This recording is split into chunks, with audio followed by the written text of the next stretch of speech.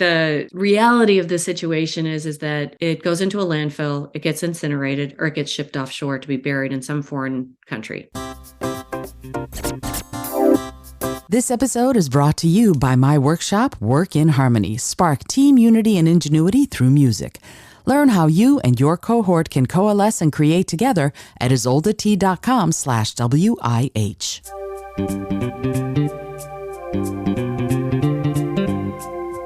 Hello and welcome to the Creative Solutions Podcast. I'm your host, Izolda Trachtenberg. Whether you're writing the first sentence of a story or solving the climate crisis, you need to think in new ways. On the show, I interview peak performers who are coming up with those creative solutions. Through creativity, action, inspiration, and innovation, they're changing the world. I also bring you ideas and techniques that you can use to unlock your potential to do the same. And now, let's get to the show.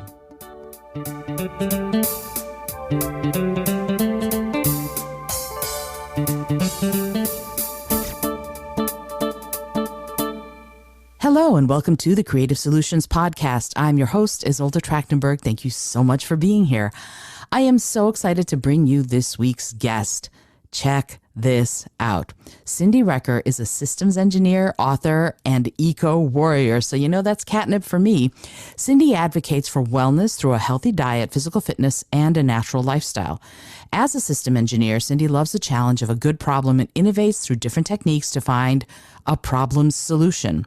In the book that she's written called The Cleaner Planet Playbook, again, catnip for me, she shows how to use patterns to break down complex topics and find simple steps that build together toward a healthier diet, body, home, and lifestyle, and dare I say, planet, because her intention is to live the best life that she can and hopefully inspire others to live theirs while walking softly on the earth. Cyndi, I'm so grateful that you're here. Thank you so much for being here. Welcome. Thank you, Izolda. And I cannot tell you, I just cannot express how excited I am to be able to talk to you in person and be here and just share ideas. I am thrilled. And, you know, we're both University of Michigan alums, so that's really cool. Go Blue. Blue. we have to say that. And, you know, I knew Jim Harbaugh, so now I'm sort of doing the whole football, but I can't now. Right now we're focusing on the podcast. So I'm first of all, going to Michigan, and let's start way back when. Going to Michigan, we had an education that was rooted in curiosity and in following that curiosity. And I'm amazed and excited about something that you have done through your curiosity that I would love for you to talk about. And that is, and this is a big beginning and a strange one, but I love, in reading your book, what I loved is how you took personal organism concepts and expanded them to the earth organism, to the fact that the things that you're doing to yourself and with yourself and for yourself right now today have results and consequences to the entire planet. And I would love to chat with you about that, about how you got your head around this concept and what made you go, yes, this is the thing that I think will change everything. Oh, it's such a long journey. In my conservation environmentalism type of approach, the way I describe it is I really took the long way to get there. And much of my the seeds of what I believe and what I'm trying to do today are rooted in my university experience. So all engineers at the time, when I was going there, had to take an engineering humanities course, which I would say most engineering students hated, right? It was not technical, probably a little harder just for us to wrap our heads around it. But the most instrumental person in my thinking was a professor named Henryk Skolimowski. And Henryk introduced us to ideas about the earth and conservation, responsibility, and ethics, and the whole engineering field. And it was through that I understood the purpose in the university having that as part of the curriculum. He introduced me to ideas of, Teilhard de Chardin and Paulo Soleri. And Paulo Soleri, interestingly enough, started this idea of a standalone eco village. It was called Arcosante. The model for it is actually in my home state now of Arizona, just north of where I live. It was like the first thing I did when I moved here was to go look at it. But Henrik described himself as an eco philosopher. Mm, So he was a person that felt everything was connected. We are all kind of these energetic beings. Our bodies are these amazing systems. We live within the ecosystem of our planet, which is also this amazing system. And I know it's a little bit overloaded term now, but everything truly is connected. And so what you do on the smallest scale within your body can impact what's around you. And so, it was really through that all of that thinking that I had, that brought me to this place. But I say I took the long way to get there because, I think in life we get caught up with, we go to university, we need to get a job, we decide to have a family, we live in a different place. And I think all of those ideas lie dormant in our head, but we're too busy with the other aspects of life. So what pulled things together for me was that I realized these ideas don't need to be dormant. And I loved the episode you had with Wendy K. Smith, because it clarified my thinking. It's not an either or situation, mm, right? hmm. You can do both. And so I thought, how is it that I can introduce the idea that we are this system, that everything we do has an impact, and make it digestible and make it easy to implement? And that's where I came up with this idea of using years of technical systems engineering work, looking at a problem holistically and saying, how can I apply that to just kind of taking small steps for Hmm. incremental improvement that anyone can do and feel successful and do something with meaning, versus I see a lot where I read a Forbes article that said, it's almost 80% of people interviewed want to do something, but the percentage of people who actually do is less than 10%. And it's all sorts of reasons. It's too hard. It's too expensive. I don't have time. And Mm. so my idea was, we got this big system. We're a system. How can we make things better for ourselves? And how can we do it in a way where has very low friction, right? And it has meaning to us. So that's how I came to my book, which I used all of my time. We were taken out of the office and put work from home, and I decided that I had had this book brewing in me for about 20 years, Mm. starting with some kernels from my university days. And I said, I'm going to take these years and years of notes and my ideas, and I'm going to take my commute time, which I no longer need to spend, and I'm going to put this together. It took me 2 years, but here I am. Wow. Yeah. What a great way to use that commute time. I use my commute time to play with my cats, a lot of it, but I'm okay Okay. with that. I'm okay with that. That's in its own way. It's a beautiful sort of stress reliever. So that I can justify that. Doggone it.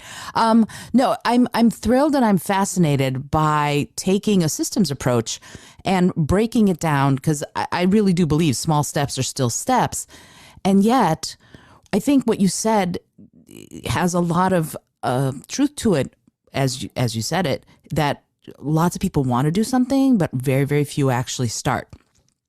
What what is your advice? What is your guidance to someone who wants to, but is in that 70% of people who never do? What is the first thing they can do, A, to get going, B, to feel like they get going, and C, to not get discouraged if they don't see immediate radical revolutionary change?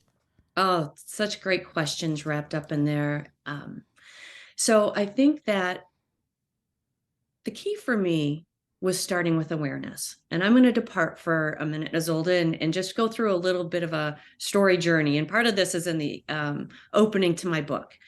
So my this journey also started for me. Maybe my wake up call. My increased awareness came on a trip to Hawaii when Hawaii had the highest rain ever recorded in history. Literally, a house slid down the hill into Hanalei Bay, right? Mm. Horrible Wow. mudslides, right? And I had my daughter and I were out for a walk, and I see this big black orb sitting on a coral shelf, and we walk up to it because we're kind of curious, and we take a look at it, and it's a big buoy. I mean, this is not just if you think exercise ball type buoy, right? This thing is like 3 to 4 feet in diameter. Wow. And so I think, wow, it's kind of cool, but it's a shame that there's just all this junk washed up on the beach. Later that day, we're out for a walk, and there's this really cute building. It's got colorful clothes hanging outside of it, surfboards, and buoys. So I always talk about my story began. It's all about a boy, and I kind of I smudge the word buoy to say boy, and we walk into this place. We're curious, and we kind of want to know. This guy has like 50 of these buoys on his wall. Does he want another one? Because we'd go retrieve it from the beach. And it started my journey in talking to an artist surfer named Ambrose Curry. And Ambrose, in the course of our discussion, brought up something I had no awareness of, and that's called the Great Pacific Garbage Patch, Mm. which for people in the US, it's almost the size of Texas. For people in Europe, it's almost the size of France. So, this huge swirling mess of plastics out there. And I felt embarrassed, right? I was just, how can I, be like this technologist, kind of aware, love the outdoors, and not know about this mess floating out in the ocean, which is really just a lot of it plastic junk. And it reminded me of when I was like 15. I'm from an immigrant family, so we go back, and I'm in this town, and a little 5-year-old tugs at me, and she says, "Vad heter ni? Vad heter ni?" And I was just like, I don't understand. I'm not aware of what this person is saying. She was asking me my name. Mm. So I feel like the last time I was embarrassed like this, was when I was 15 years old, and I thought, what a shame. And so in trying to answer kind of like what can people do, I think the first thing they can do is become aware, right? What's a problem around you? What do you see? Open your eyes. There's a little walking meditation that I do, and it's just, if you can go outside for 2 minutes, and roughly, let's just take a quarter-mile walk over that 2 minutes, out and back. Maybe it's just down the block. What do you see, right? Do you see trash? Can you see the sky? Or you see someone wasting water? And just kind of just get a sense for what's going on around you. And what I always say, and I say this in my book, and that is, you have to pick something with meaning. So I'm not going to give you a tactical answer, right? I'm going to give you the answer of, in your day, what has meaning to you, and what do you want to change?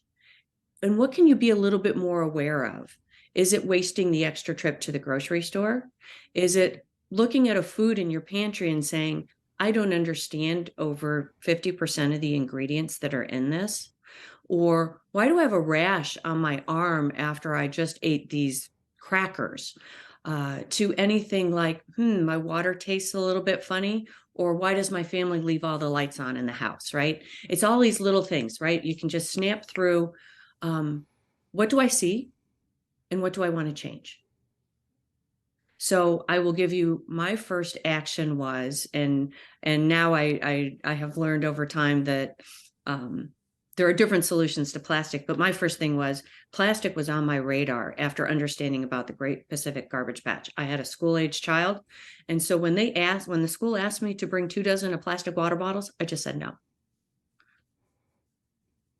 I will bring compostable or disposable paper cups, and I will bring a big tank of water, or assign me something else to use that either doesn't have a chemical in it, or is not packaged in plastic, or is not bottled, and that sort of thing. And again, I'm just going to go back to, you need to find and connect to what's important to you.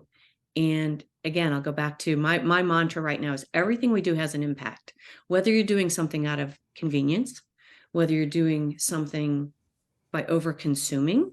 Let's say you're buying a lot of food and not using it, or some other sort of carelessness, like maybe not disposing of something properly, or maybe there's a better way to eliminate an electronic. This is another hot topic for me, is e-waste, right? Maybe there's a better way than just tossing something that's not working in the trash and putting it in a waste stream that can actually do something with it.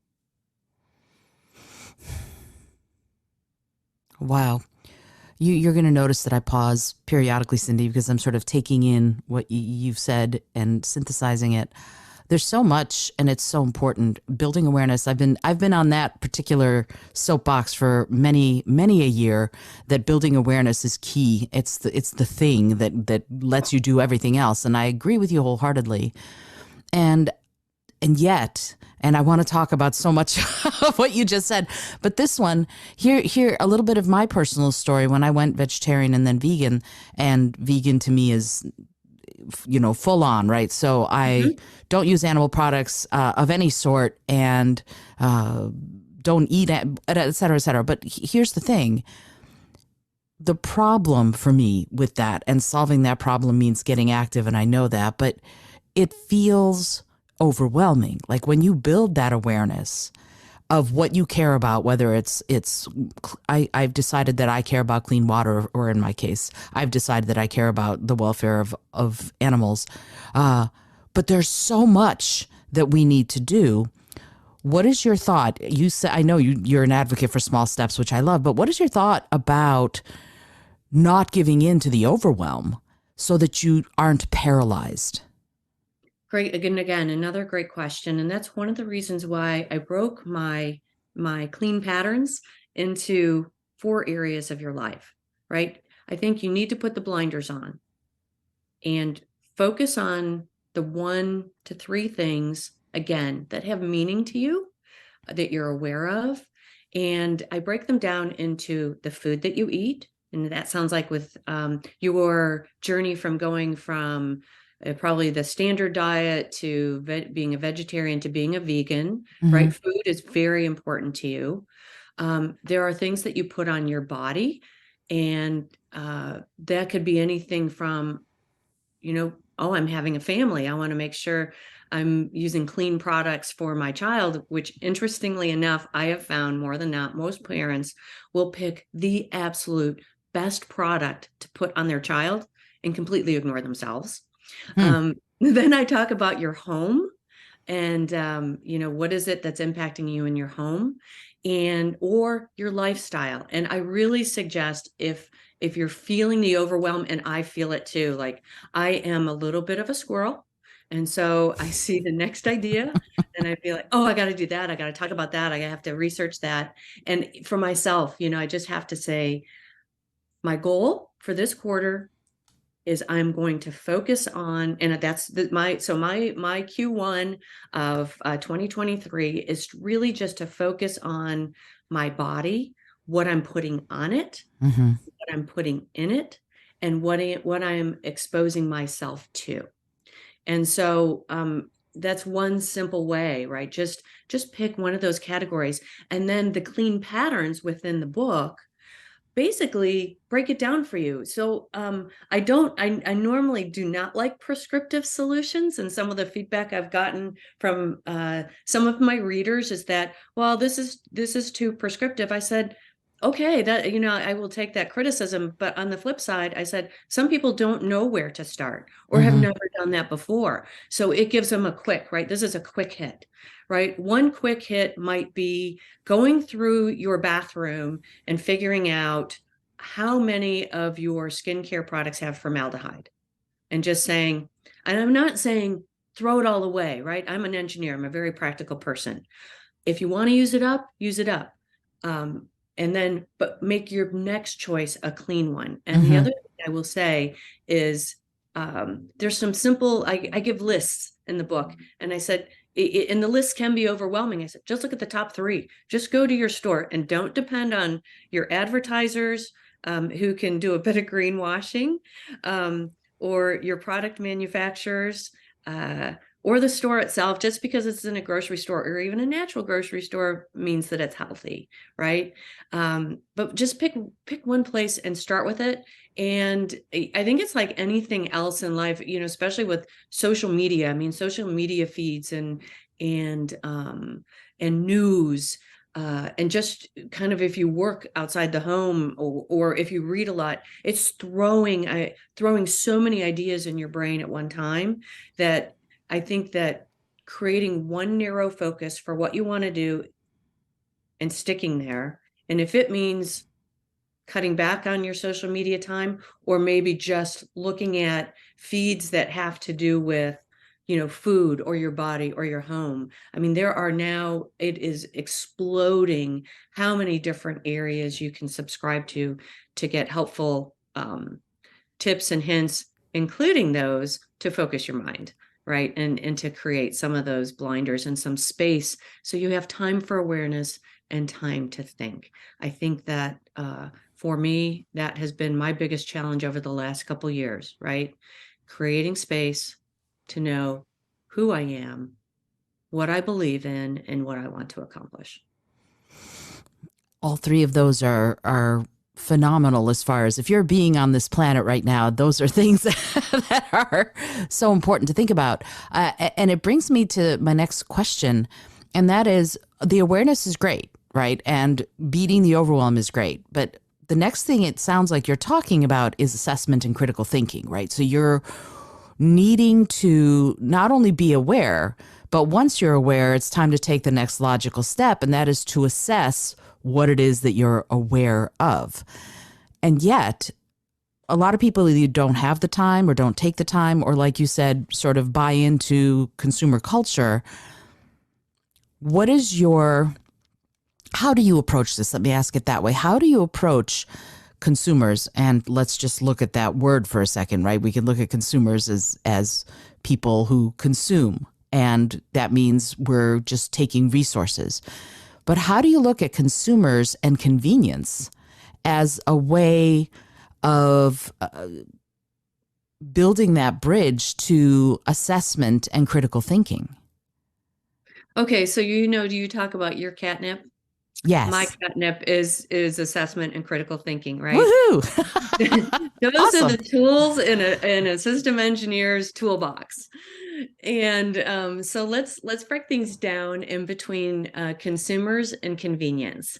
As a personal impact, or let's just, I'm going to rewind just a little bit and talk about my approach. Hmm. In researching for this book, I would say 90% of the information launched at people is negative. Mm.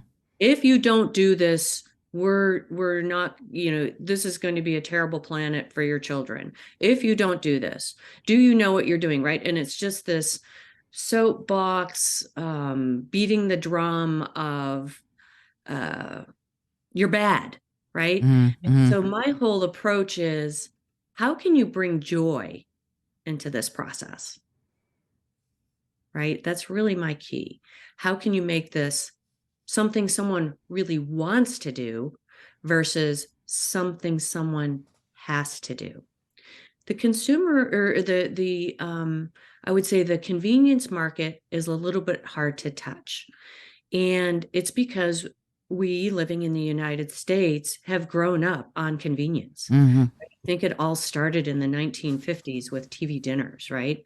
Let's get convenient, which just pumped our food supply with all sorts of chemicals and things like that. And so that is one where I've had a little harder time trying to find the joy of someone not being able to do something convenient. Right. So again, going back to, some ideas that other people like Seth Godin have, um, they are looking at a way of making the convenience inconvenient.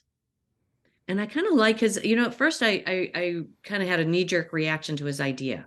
But what his concept is, and again, he's very much about carbon and carbon offsets right now. And I know that there are opportunities if you buy a plane ticket, for example, to pay a carbon tax. I don't know anyone who's going to do that. Maybe somebody will. I'm not sure that I will do it. And so what he's talking about really is, let's make carbon the enemy And let's make sure that those who are buying things that are highly convenient, that are damaging either to our health or the planet, and just add a little bit of friction in terms of cost to make it not so appealing. The one that he uses, again, a little bit outside of what I would imagine for myself, but he talks about the person who has the availability of the private jet to fly from New York to London, right? Oh, we all have private jets. Come on. Right, right. But the numbers work in my mind, so I'm going to continue. And so what he says is that he said, let's say that that flight for that very wealthy person who can take the private jet from New York to London is a $25,000 flight. And what he says is that for that person to pay their fair share for the limited number of people on that plane, is really closer to, let's say, $300,000. Mm. Rather than allowing that plane to travel at its $25,000 price point, you really have that person who probably has the means to pay $300,000 pay that extra bit, right? And use it almost as a tax. And what I liked about his analogy is that, okay, you could dial that down to, do we put some type of tax on using plastic bottles, right? You can sell in aluminum now. I've been to hotels where they serve in aluminum, Mm-hmm. which has there is a big myth about plastic recycling. I think it's less than 6% of plastic gets recycled, with the exception of a few special plastics. Of those 6% that are recycled, they can never be a plastic beverage bottle again. The majority, again, I don't want to be an absolute. The reality of the situation is that it goes into a landfill, it gets incinerated, or it gets shipped offshore to be buried in some foreign country. And Mm. so, I don't know that his ideas are fleshed out, but I am beginning to believe more in this carbon tax. And then, of course, comes the downstream question of what do you do with the money? But, it's a step that I think would impact those people who are treading more heavily on the planet than those who are treading more lightly. Mm-hmm. So I see that as one potential angle with consumerism, and not consumerism, I'm sorry, convenience, Mm-hmm. to say it would be one lever that we can pull. And for me, what I've just decided is how much time does the less convenience choice really cost me? And time being a resource you can never get back. I mean, that's a very valuable commodity. On the flip side, I look at what is the cost either to my health or the cost to the planet for making that choice. So a great example is the thing that just really astounds me if I go into a grocery store is that all of your produce is now packaged in plastic. So Mm. here you take even organic stuff. So here you take this beautiful energy source for your body that's essentially like eating the sunshine itself that it's been grown in, and you have put it in a container that either helps it grow bacteria if there was any bacteria on the food. I mean, we've all heard about those food recalls for bagged greens and vegetables, Mm-hmm. and it outgasses, right? So it's actually imparting chemicals into your food. And so I say, what is the less convenient choice for me? Well, the less convenient choice for me is to go to a grocery store. And I know not everyone has access, but versus a big corporate grocery store where everything's packaged in plastic, or I can go to, here we have a market called Sprouts, where it's not always the most beautiful produce, but it's highly functional and none of it's packaged in plastic, right? I can make that less convenient choice. And, are you going to get people to do it? I don't know. There's some friction around it. But again, I'm going to go back to my awareness word, and that has, it's a habit that can be changed. And I do have some small steps in the book around lifestyle choices and around your home and food to some extent that just give you some quick hits, right? If you're traveling, take your own food. If you are in a store, and you can make a different choice and not buy the plastic, do it. Also, another one, I work with a guy. I love this. Every time we go out for lunch, it doesn't matter what kind of lunch we have. He always has leftovers. He always brings his leftover cardboard pizza box. I Right? He's love that. never taking the restaurant's to go container. Does he look a little funny carrying around his pizza box? Sure. But you know what? Now it's a point of pride with him. So I would, isn't that great that transition from embarrassment to wow, people think this is really cool now that I'm doing this. So let's talk about consumerism, and I know I'm drawing this topic out a little bit long. Oh So no, keep on going. I love it. okay, good. So consumerism is kind of like another side of the table for me. And so I would say, because I've worked a corporate job, kind of upper middle class, had the benefit of an education. That's where I grew up. With the exception, my brother, we are second generation immigrants, first generation college educated. So I wouldn't say, we had this abundance of wealth, but certainly more than many other people do in this country and other countries. So with that comes the opportunity to spend and to get things that you want. And I would say for a long time, I would, what I call, spend a little bit mindlessly. Mm. I would be, in Target with my daughter when she was small, and there's a dollar bin when you walk in, and there's some trinket that we don't need, but sometimes you use it as a pacifier. Not a good action to take, not a good lesson to teach your child probably either. So I think you learn things over time, but jumping into the consumerism market, I mean, I had the ability to be a consumer, but now I would say I consume more carefully. And I'm thinking, consuming more carefully, this could be a whole blog post. I need to think about this. And so what I do now is, number one, I make an assessment. Do I really need this? And my dad had a saying, and he always said, never be in a hurry to spend your money. That's great. Oh, it is, and it has been, for big things, I would always think about it, but now I do it for the little things. I was just I was at an airport yesterday, thirsty. I have my metal water bottle with me always, but I wanted like a seltzer water, and I'm thinking, I could go spend the money at the store and buy it, but I'm going to be boarding on a plane in 45 minutes, and that's included as the price of my ticket. So no, I'm going to wait, right? So there's always the waiting aspects. And so when you look at any purchase, look at how it was made, right? Was it fair in how it was made? Including the labor and the materials. How long will it last? How long will I use it? When I'm no longer using it, what will I do with it? And so I would say in the last probably 3 or 4 years, the majority of my wardrobe has come from Poshmark. And I'm a huge advocate of taking what you don't need and giving it to someone else who will, number one, probably be thrilled to have it. It's useful, and just extend the life of that item. And I try to take items that other people have consumed and no longer need, and redo it. And then I also, I donate a lot of things. I found at one point in my career, I no longer needed my business wear.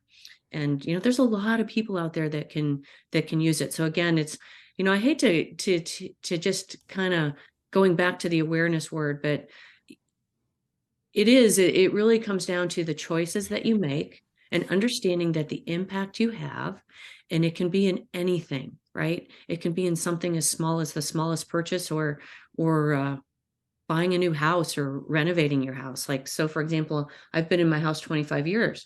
I would love to say that I have this awesome eco-friendly house that makes me proud of my beliefs as they evolve. I mean, I've got some good things in here. I've got like windows that are very good in terms of rejecting the heat that's in Arizona. We actually put a paint on the exterior of our house. And Izolda, you'll like this because it was a NASA suggestion, and it actually, right, it helps dissipate the heat off a stucco home, which is kind of cool. But now I see, like, I'm ready to do some renovations, so I'm very active in what are my consumer habits around that going to be? Right. And I would love to say I could use a lot. I could rebuild a house like I think I listened to an article. Robert Downey Jr. just did a home and all of these sustainable materials. Mm-hmm. Right. What a luxury to be able to do that and say, I was building a house and I could make all these decisions. But now as I look like I need new countertops, what am I going to do? I am going to look for the best material today that has a lighter, footprint on the planet, that's functional for what I need, and it will last a long time. So I think those are tough questions, both convenience and consumerism. But again, I'm trying to approach it with a really positive attitude. And, my social media posts on Instagram, I just try to say, when I see something good, I post it. A great one was, I'm out buying toothpaste. No, actually, someone picked up some toothpaste for me. I'd asked for one brand. They gave me another brand. I always buy the 2-pack because it's more economical. I open up the package. There's nothing on the outside of the package that says anything about the inside materials. On each tube, it says recycle me, right? That's brand new. I love that. I know, right? Who knew? And I was like, oh my gosh, I wrote to Colgate right away. I said, you need to put this on the outside of your package. It might change how a consumer, picks up your product. So, and again, it's keeping your eyes open. It's making a little space for it. And it's thinking, is this what I want to do? And is this meaningful to me? And can it help me? Can it help my family? And can it help the planet? And most often, because we are systems living in a big system, what's good for you many times is good for the planet at the same time. Yeah. And there's a psychology at work there that's very interesting to me. What's good for you is different than what you think might be good for you in the moment. And so your father's point is well taken. Never be in a hurry to spend your money. That maybe thinking about it for just 5 minutes, or I do 24 hours. That's if I really want it, I try to do 24 hours and go, do I really want it? Let me think about it. If it's still there tomorrow, maybe I'll get it. If not, it wasn't meant to be mine. And so there's a short-term versus long-term thinking thing that's coming into play here for me. You said, it could be good for you, it could be good for the planet, which is great. But you don't necessarily see how it's good for something bigger or longer or farther away from you. And so there, before we started this episode, you were talking about the California king tide and coastal flooding. We who live close to the coasts might see evidence of that because we're actually here and we're seeing it day to day. But someone who is in Oklahoma or Arizona or Nebraska who does not necessarily have a coastline by them might not see that immediately, right? So what's your thought about getting people to think about what happens downstream from them? And I mean downstream, not just if they're living on a river, but just downstream later on.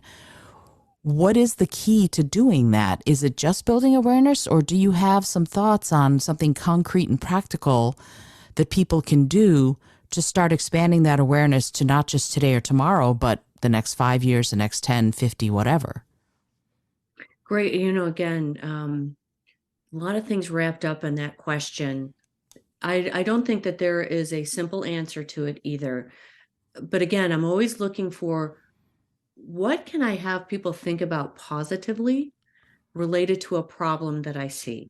So the king tides, I had learned about a couple years ago from a UCSD professor who had one particular take on the solution. And I felt like the solution was not a one size fits all. And what meaning did that have to me? Because I was visiting the coast at the time.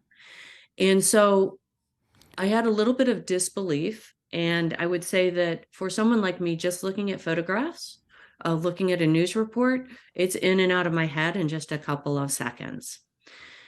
But I feel like we need to look at the coastal flooding is one aspect of what's happening with our ocean. And if you cannot think about, I am not worried about someone's home in California that gets flooded, or some railway that gets washed out because it's too close to the ocean, or some bridge, what you can think about is the system of the ocean. And it is one very big, complex system.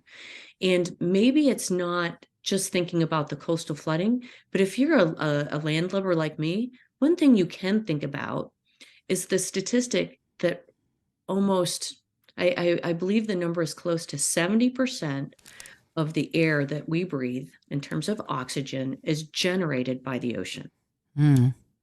right? And so if you think about air is one of the key elements that we need to survive, right? Air, water, eventually food. And if you can somehow in your mind draw the line to, well, what is happening out there? Let's start generating. Is there something I can be curious about? Is there something that I can do?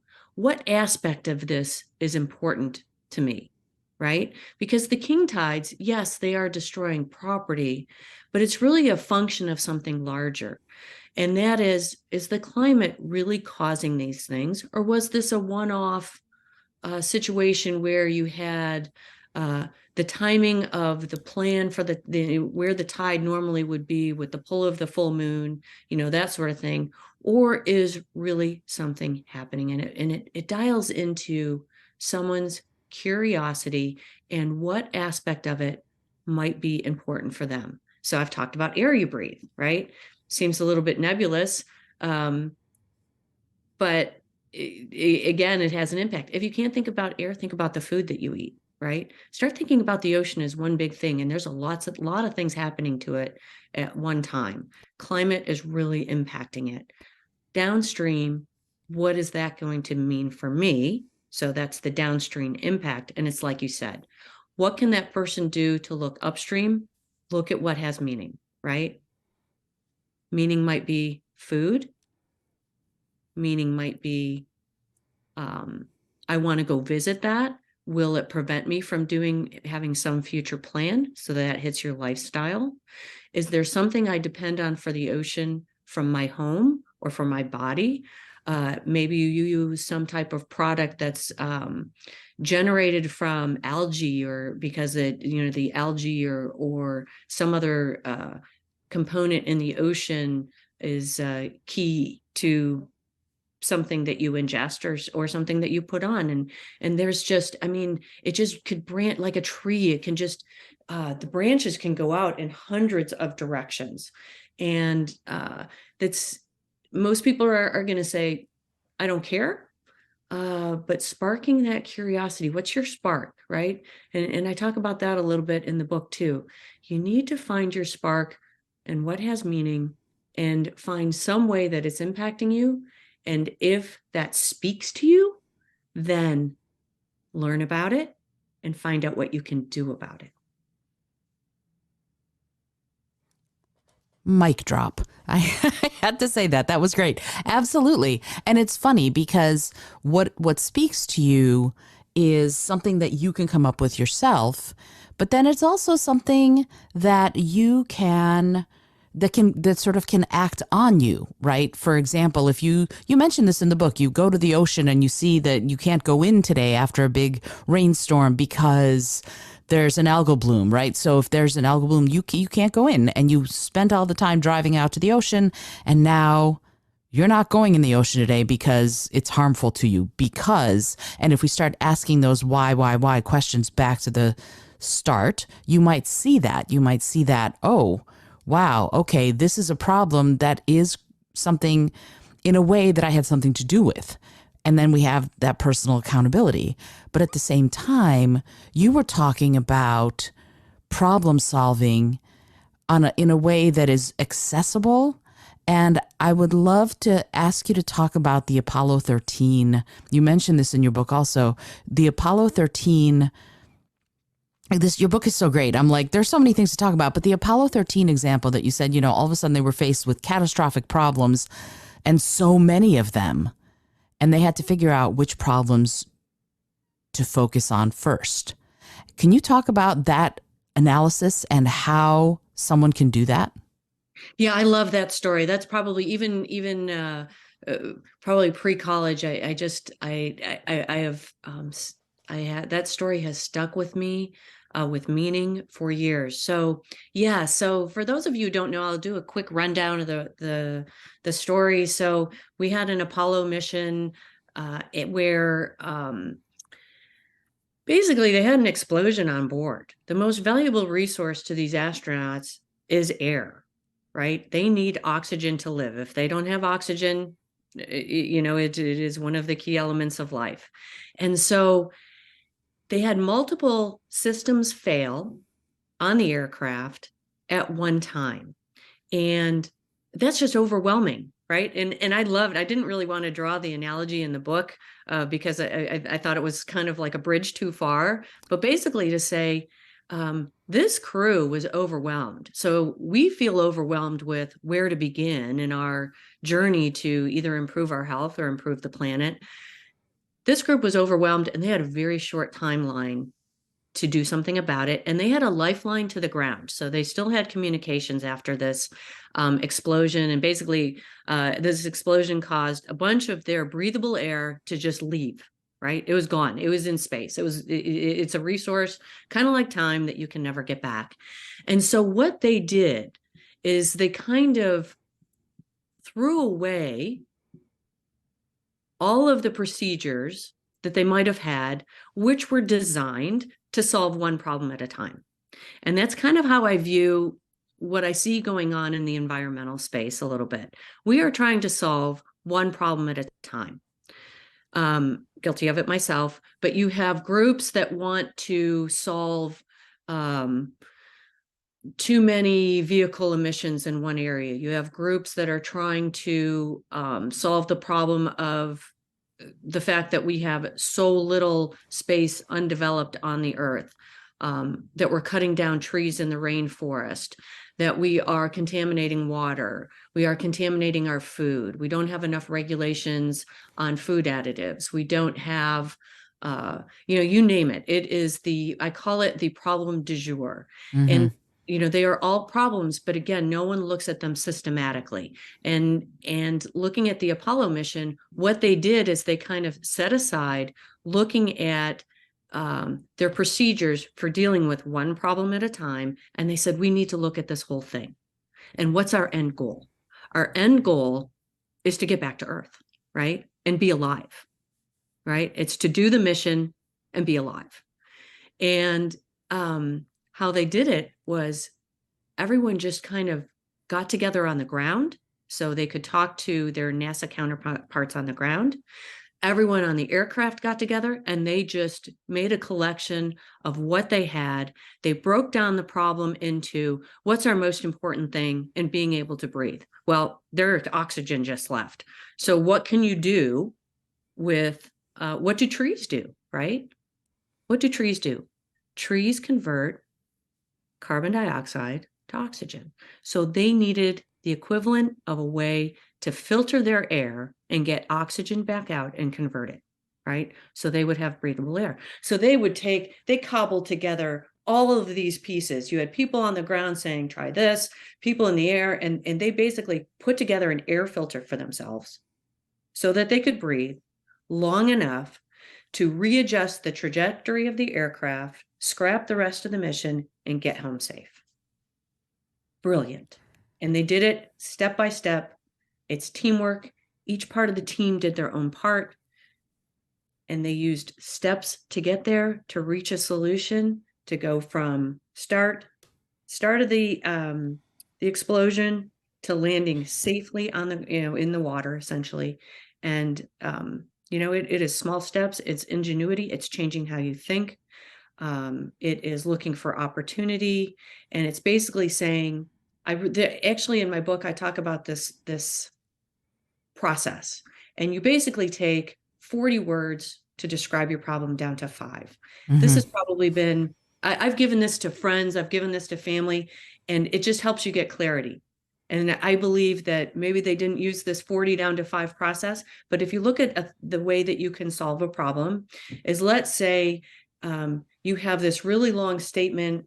The challenge that they had was, we need to breathe. We need to get the aircraft going. We need to, get back on the ground. And let's say they had this 40-word statement that said all those things, but when it boiled down to it, they needed air to breathe. right? That was the first thing they needed to do. And then if they could solve that problem, then they could do the other things they needed to accomplish the rest of the mission and solve the rest of the problem. So it's often breaking it down, getting it down to something that is so clear, right? So simple. And you say, I need to do all of these things. This is the one I do first.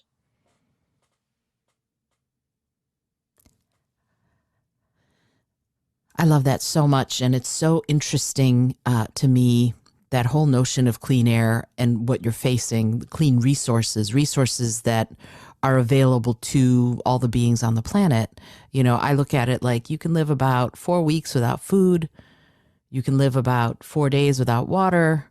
And you can live maybe about 4 minutes at the most without air. And most of us can't even live that long. So having access to clean air is crucial, and having access to these resources, these natural resources that maintain life on Earth, is crucial. And I'm glad. My next set of questions was going to be about 40 words, so I'm glad that you talked about it. Now I don't have to ask you that, Okay. but I because there it is. You already talked about that notion of gaining clarity. Before we end, I have just a few more questions, because honestly, Cyndi, we could do this for forever. And I know you've got a day to get back to. What I know, build awareness. I get it. I totally get it. And I know assess, and I know think in systems, and all of that it's all in your book. And I think, yes, let's talk about the title of the book and all of that in a second. But can you give me 3 things someone goes, you know what? I love this episode. I love Cyndi Recker. I want to know more, but I want to start right now. What are 3 things, actionable things someone can do today? Okay. To make an impact? You've got it. So I would say starting where you are today, one small step to change clean air. Let's use that as the first example. There is something called the Ecosia browser, and it's spelled Ecosia. And you can just switch your browser that you use on your phone or on your tablet or on your laptop or home machine. And when you switch to that browser, this organization that runs this browser basically plants trees. And again, those trees scrub our air. They give us more oxygen, give us more clean air to breathe. What's even better about it is backed up by a larger browser platform. I won't throw the name out. And I think I did it. I learned about it yesterday. I did it this morning, so boom, you've just done one thing. Number 2. So what I would say is look at your day, and rather than making one convenience choice, make a hard choice, right? And the choice I'm going to put out there is one convenience choice I would make today is, because of my time, is I might just order in food because I'm short on time for my lunch. No, my choice is I'm going to go look and use the food that I've purchased, use the food that I have, and I know that I can cobble together something that will nourish me for the day, doesn't cost me any additional money. So again, one example, tons of them in the book, in terms of, those, what I call quick swaps. And then my third suggestion is find your community, right? How many times have you heard about it? Oh, you're going into weight loss. Find a partner, right?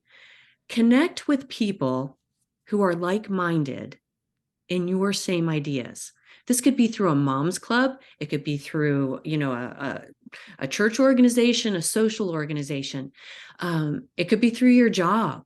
A lot of people who I work with had no idea I was writing this book. Some will even say, wow, I had no idea that this was of interest to you. But there are groups out there, and they are everywhere. So within my company, we have a whole green Slack channel.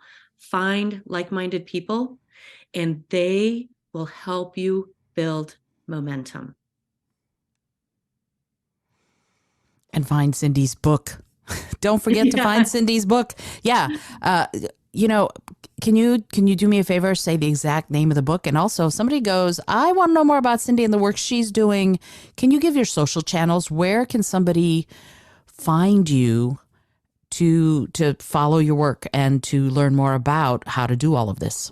Okay, great. Yes. The book is called The Cleaner Planet Playbook, A Guide to Being a Helpful Human on Earth. And you can find the book on Amazon, Barnes and Noble. There's an e-version available through multiple channels. I'm working on the Apple version of it right now. There is also a website. It has the same title as the book, called The Cleaner Planet Playbook.com, where I give links, backlinks, blog posts. You can also look for the book there, learn a little bit more about me, has the link to my social media channels. And then on social media, I am most active on Instagram. So that is CYNDIRECKER. That same handle. You can reach me on Twitter and on LinkedIn. Feel free to message me on any of those platforms. I am probably, I do check my Instagram every day, but I do have a day job. And so, right. So sometimes I might be a little longer in getting back to you, but I say that I am by day, I'm a systems engineer connecting you at 30,000 feet. And by night, I am my eco warrior. So, does that answer your question, Izolda? Is that enough information? It absolutely is. And I will put all of that information in the show notes with clickable links. It's just, I know people learn differently and some people like to hear things, some people like to see them. All of that will be in the show notes so that you can just go ahead and click the link and find Cyndi and learn more about the Cleaner Planet Playbook, as you should, because honestly, I need to review now that I've read it, I need to review the book on Amazon and all that, because one of the things that I find, first of all, you are my people, Cyndi. You think you're mine too. But I knew this. We connected actually before I even started writing the book. Wow. That's amazing. Right. And yeah, I mean, let me just say this so that if you're listening to this, you will know, I don't ever support anything I don't wholeheartedly believe in. And this book is so fascinating. And also, doggone it, there are practical actions you can take. And what's one of the things that I'm Cyndi, your ears will burn, but here goes. One of the things that Cyndi is amazing at is taking these complex subjects and making them super simple to understand and think about and then take action on. And she gives you all sorts of questions that you can look at and start that awareness development and that assessment and critical thinking that we were talking about, so that it seems easy, because Cyndi's done the job and the work of making it easy to grasp, understand, and act on. So yay, Cyndi. That I don't say that often about books, but I can say that about yours. And I, again, am so grateful that you took the time to talk about this. And it's a subject obviously close to my heart. I would love to ask you, I know you listen to the show, so I know you've probably heard this question. I have one question that I ask everybody who comes on the show, and it's a silly question, but I find that it can yield some profound answers. And the question is this: if you had an airplane, environmentally friendly, of course, that could skywrite anything for the whole world to see, what would you say? Oh, let's see. Own your impact. Mic drop. I love that. I love that. And from your father, I would say never be in a hurry to spend your money. It'd be, the plane would have to write that one for a few minutes, but okay. It could be one of those banners, that flies along on the beach. Because solution. It is such a simple, beautiful way of saying this. Don't be in a hurry to spend your money.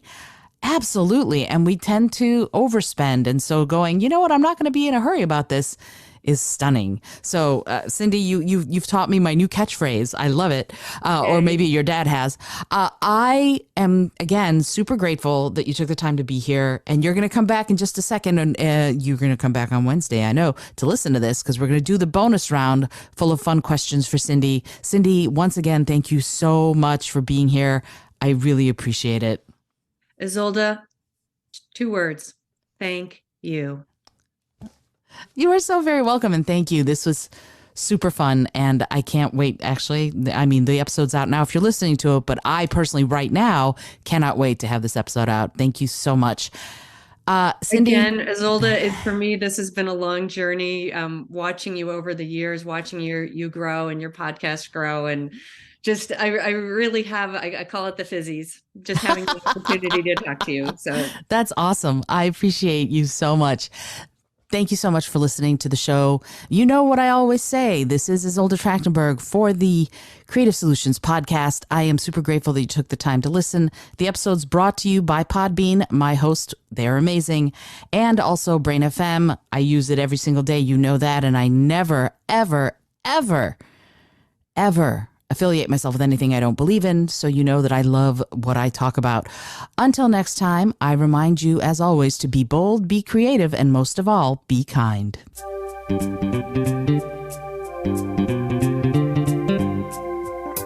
Thank you so much for joining me today. I really appreciate you being here. Please subscribe to the podcast if you're new, and it would mean the world to me if you told a friend about it. Today's episode was produced by Izolda Trachtenberg and is copyright 2023. As always, please remember this is for educational and entertainment purposes only. Past performance does not guarantee future results, although we can always hope. Until next time, keep living what you believe in.